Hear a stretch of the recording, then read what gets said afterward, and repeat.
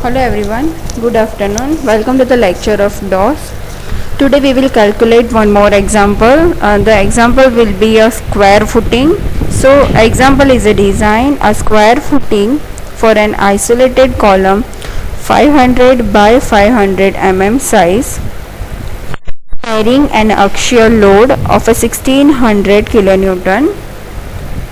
Safe bearing capacity of the soil is a 200 kilonewton per meter square. Use M20 concrete and steel grade of Fe415. Check the shear is not required. Draw a net sketch. तो हमें ये example में क्या करना है, सबसे पहले हमें क्या क्या दिया है, तो 500 बाई 500 mm का कॉलम दिया है, 600 किलोन्यूटन का लोड है उसके ऊपर और सॉइल की बैरिंग कैपेसिटी है 200 किलोन्यूटन पर मीटर स्क्वायर.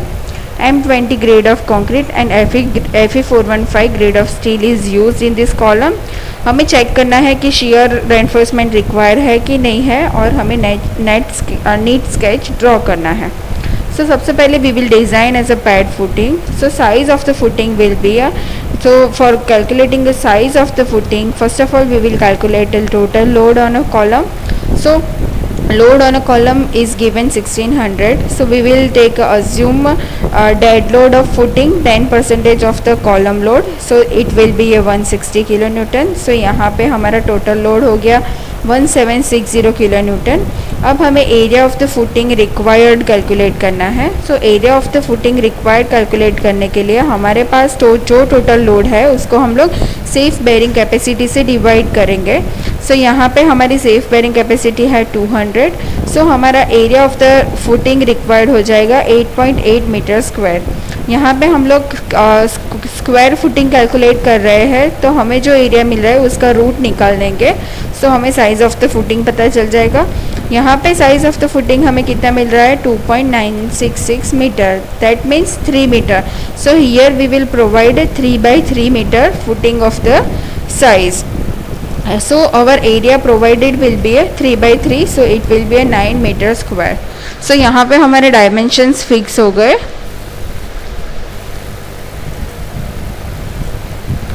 ओके अब सेकेंड स्टेप है हमारा नेट अपवर्ड प्रेशर कैलकुलेट करने का. सो ये हमारे डायमेंशंस है 3000 mm बाई 3000 mm और ये 500 बाई 500 का कॉलम है. सो हमारी एल हो जाएगी 1250 राइट, क्योंकि अब हम लोग कैलकुलेट करेंगे पी. सो पी के लिए है factor load upon area of a footing provided. So हमारे कॉलम का लोड है 1600 और उसको फैक्टर करेंगे तो 1.5 से मल्टीप्लाई करेंगे और area of the footing provided है 3 by 3. सो हमारे कॉलम पे लोड हो रहा है नेट अपवर्ड प्रेशर 266.67 किलोन्यूटन पर मीटर स्क्वायर. अब हम लोग कैलकुलेट करेंगे बेंडिंग मोमेंट MU. सो बेंडिंग मोमेंट कैलकुलेट करने के लिए सबसे पहले हम लोग W फाइंड आउट करेंगे. सो W का इक्वेशन है P into BF. Here P क्या है, सो नेट अपवर्ड प्रेशर है जो हम लोगों ने ऊपर कैलकुलेट किया है और BF है हमारी width of footing. So width of the footing हम लोगों ने 3 मीटर अभी फाइंड आउट किया था 3000 mm. सो यहाँ हमारा W हो जाएगा 800 किलोन्यूटन पर मीटर. अब यहाँ पे हमें L है 1.25. कैसे 1250 हुआ, अगर हम लोग ये देखिए कि ये 3000 का फुटिंग है तो उसका हाफ हो गया 1500 और ये 500 का कॉलम है उसका हाफ हो गया 250. सो ये 1500 में से 250 माइनस कर दे तो हमारी लेंथ हो रही है 1250. दैट्स वाई हम लोगों ने यहाँ पे L लिया है 1250 मतलब कि 1.25 metre. So bending moment at critical section will be a mu is equal to WL square by 2. So W हम लोगों ने फाइंड आउट किया 800, L है 1.25 स्क्वायर और डिवाइड बाय 2. सो हमारा mu हो गया 625 किलोन्यूटन इंटू मीटर.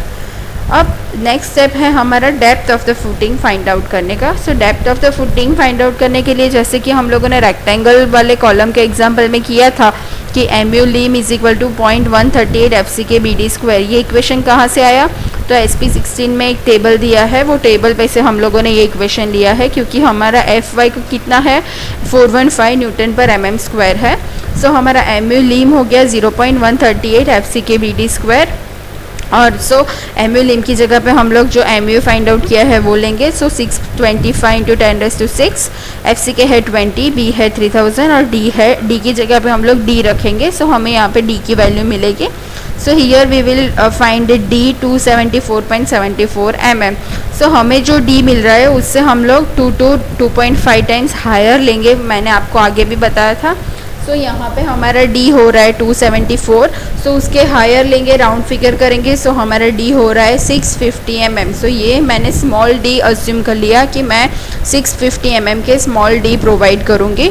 अब मैं कैपिटल डी फाइंड आउट करने के लिए मैं सबसे पहले उसके अंदर मैं कौन से बार यूज़ करूँगी वो अज्यूम करेंगे। So assume 16 mm dia bars here. So D is equal to 650 plus 5/2 plus 5 plus clear cover, ये इक्वेशन है। सो 650 क्या है, स्मॉल d, 5/2, 5 मतलब कि आप लोगों ने जो diameter of the bar provide किया है वो। सो यहाँ पे हमने diameter of the bar 16 mm provide किया था। सो 5/2 कितना हो जाएगा 8, यहाँ पे डायमीटर है 116, क्लियर कवर है 50।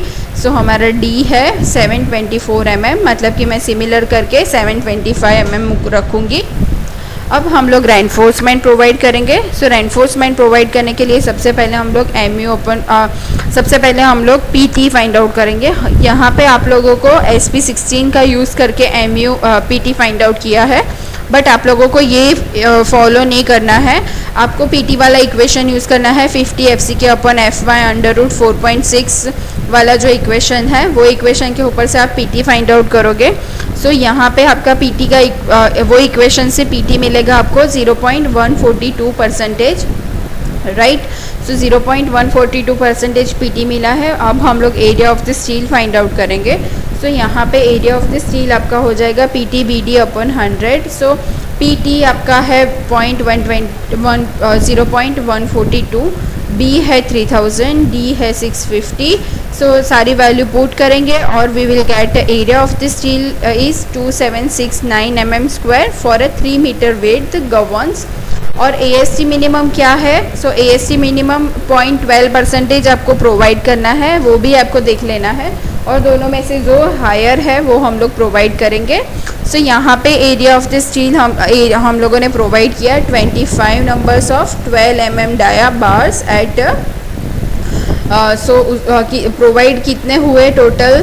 सो प्रोवाइडेड AST आपका हो गया 2827 mm², ठीक है।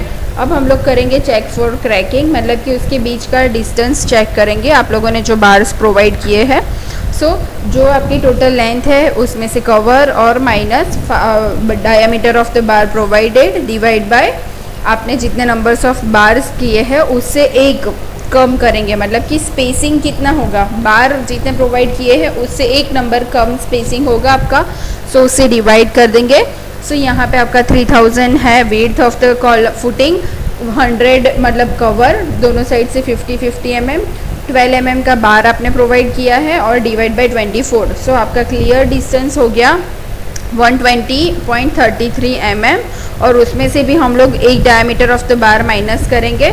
सो आपका डिस्टेंस हो गया 108.33, जो आपके 180 से कम है। दैट मीन्स आपने जो डिज़ाइन की है वो ओके है, ठीक है। अब हम लोग करेंगे check for one way shear. So check for one way shear के लिए इक्वेशन है VU is equal to SF on H area. So H area क्या है वो हम लोग फिगर में देखेंगे। सो यहाँ पे SF है P और H एरिया है 0.6/3। H एरिया मैं आपको फिगर में दिखाती हूँ, जो हम लोगों ने आगे फिगर, ये फिगर, ठीक है। आप वन साइड पे कर रहे हो तो इसलिए वो वन साइड पे ही आएगा। तो H एरिया हो गया 0.6/3। सो आपका VU हो रहा है 480 किलोन्यूटन। अब हम लोग देखेंगे check for two way shear. So two way shear के लिए H एरिया कितना होता है। सो यहाँ से लेके आपका जो क्रिटिकल सेक्शन है कौन सी लेंथ पे आएगा, तो 4B पे आएगा, ठीक है। सो ये 4B क्या है, सो B कैसे फाइंड आउट होता है। सो 500 प्लस 325 प्लस 325, 325 क्या है तो D/2 है। आपने जो D प्रोवाइड किया है उससे 2 डिस्टेंस पे आपका एरिया आएगा और उसके आउटर लाइन वाला एरिया हैच एरिया है, मतलब कि वो उसके ऊपर 2 वे शेयर हमें चेक करना है।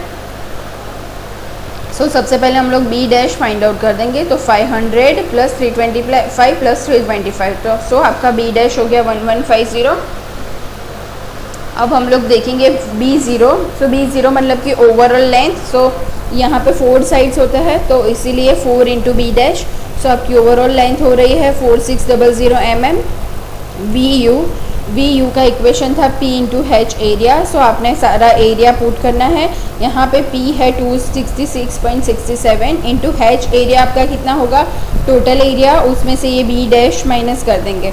सो टोटल एरिया है आपका 3 स्क्वायर माइनस 1.15 स्क्वायर। सो आपका VU हो गया 2047.35 किलो न्यूटन। ये VU मिल गया आपको। अब आपको क्या फाइंड आउट करना है, टाउ V फाइंड आउट करना है और टाउ C फाइंड आउट करना है। फिर आपको देखना है कि tau V is less than tau C आ रहा है कि नहीं आ रहा है, ठीक है। सो टाउ V फाइंड आउट करने के लिए इक्वेशन है VU upon B0 into D। सो VU का इक्वेशन हो गया 2047.35 इंटू 10⁻³ डिवाइड बाई B0 है 4600 इंटू D है 650। सो आपका टाउ V यहाँ पे इक्वेशन के ऊपर से आपको टाउ V मिल रहा है 0.685 न्यूटन पर mm स्क्वायर। अब हम लोग फाइंड करेंगे टाउ C डैश। सो टाउ C डैश का इक्वेशन है KS इंटू टाउ C। ये इक्वेशन आपको पेज नंबर 58 और 59 पे दिया है IS 456-2000 के अंदर, जिसमें KS स्क्वायर खुद कॉलम के लिए 1 होगा और टाउ C का इक्वेशन है 0.25 अंडर रूट FCK। सो ये इक्वेशन भी आपको पेज नंबर 58 एंड 59 पे दिया है IS 456 में। सो आपको ये इक्वेशन देखना है वो कोड में से। सो यहाँ पे टाउ C की वैल्यू आपको मिलेगी 1.11 न्यूटन पर mm square. Tau C dash का इक्वेशन है KS into tau C। KS यहाँ पे 1 है और टाउ C है 1.11। सो यहाँ पे आपका टाउ C डैश हो जाएगा 1.11 न्यूटन पर mm स्क्वायर और आपका टाउ V कितना था 0.685 न्यूटन पर mm स्क्वायर, मतलब कि tau V is less than tau C dash. That means आपकी जो डिज़ाइन है वो ओके है। अब हमें करना है चेक फॉर डेवलपमेंट लेंथ। आप जो डेवलपमेंट लेंथ प्रोवाइड कर रहे हो उसके लिए चेक करना है। सो LD का क्राइटेरिया आपको IS 456 page number 65 close number 34.4 पे दिया है। सो यहाँ पे हम लोग LD सबसे पहले फाइंड आउट करेंगे इक्वेशन के ऊपर से। यहाँ पे एक्चुअल LD प्रोवाइडेड कितना है, सो 1250 माइनस एंड कवर, मतलब कि यहाँ पे हम लोगों ने 1200 mm प्रोवाइड किया है। और LD रिक्वायर्ड कैसे फाइंड आउट करेंगे, यहाँ पे तो डायरेक्ट SP16 में से ले लिया है, बट हम लोग LD रिक्वायर्ड कैसे फाइंड आउट करेंगे, वो इक्वेशन के ऊपर से, जो इक्वेशन हम लोगों ने आगे वाले चैप्टर में कैलकुलेट किया था। हम लोग डेवलपमेंट लेंथ कैलकुलेट करते थे इक्वेशन के थ्रू, जो इक्वेशन आपको IS 456-2000 में दिया है। सो वो इक्वेशन यूज़ करके आप लोग LD रिक्वायर्ड फाइंड आउट करोगे। उसके बाद LD प्रोवाइडेड, ये जो आपका लेंथ है उसमें से आप 50 mm कवर माइनस करके LD प्रोवाइडेड फाइंड आउट करोगे और आप देखोगे कि LD provided is greater than LD required और less than LD required. Here LD provided is greater than LD required, that means your design is okay. Now we will calculate a load transfer from column to footing. So सबसे पहले we will calculate allowing bearing stress. So for calculating the allowable bearing stress, we have a equation 0.45 FCK that is given in a IS code 456-2000 page number 65 close number 34.4. So from this equation we will find allowable bearing stress is 9 Newton per mm square. Now we will calculate the allowable force. So allowable force is a 9 into a area of column. So here area of the column is a 500 by 500. So our allowable bearing force is 2250 kilonewton. Now we will calculate a factored load on a column. So that is a 1.5 into 1600. So that is a 2400 kilonewton. So here 2400 kilonewton is a greater than a 2250. So the load of column cannot be transferred to footing through the bearing alone, hence a dowel bars are required. So force on a dowel bar सबसे पहले calculate करेंगे कितना होना चाहिए। क्योंकि यहाँ पे 2400 का लोड है और कितना ले रहा है 2250, तो हमें कितने लोड के लिए डॉवेल बार प्रोवाइड करना है। 2400 माइनस 2250, सो हमें 150 किलो न्यूटन लोड के लिए डॉवेल्स बार प्रोवाइड करेंगे हम लोग। सबसे पहले at the top of the footing, उसके लिए एरिया देखना पड़ेगा। फुटिंग का एरिया होगा 3/3, 9 मीटर स्क्वायर।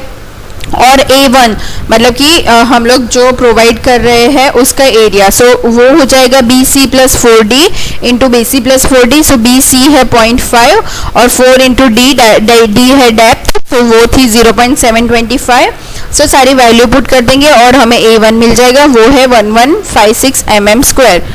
नाउ अब हम लोग ये जो इक्वेशन ये आपको पेज नंबर 65 पे ये पूरा इक्वेशन दिया है, जिसमें A1 divide by under root A2 हो जाएगा। हियर A1 क्या होगा 9 मीटर स्क्वायर और A2 क्या होगा 0.5 बाय 0.5, मतलब कि कॉलम का एरिया और ये है फुटिंग का एरिया। उसको हम लोग डिवाइड करके अंडर रूट करेंगे, जो हमें मिलेगा 6, जो 2 से ग्रेटर होना चाहिए। अगर वो 2 से ग्रेटर हो रहा है तो हम लोग क्या लेंगे, उसकी वैल्यू 2 ले लेंगे। A1 divide by A2 under root की वैल्यू 2 ले लेंगे। ये आपको पेज नंबर 65 पे पूरे डिटेल में दिया है कि क्यों ये कर रहे हैं।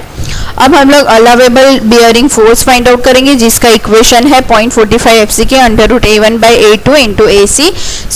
AC क्या है, एरिया ऑफ द कॉलम। सारी वैल्यू पुट करेंगे यहाँ पे। FC के 20 है, under root A1 by A2 की वैल्यू है 2 और AC है 500 बाई 500। हमें अलावेबल बियरिंग फोर्स मिल रहा है 4500 किलो न्यूटन, जो है 2400 से ज़्यादा। दैट मीन्स हमारी जो डिज़ाइन है, हम लोग जो ये डॉवेल बार प्रोवाइड कर रहे हैं, दैट मीन्स वो ओके है।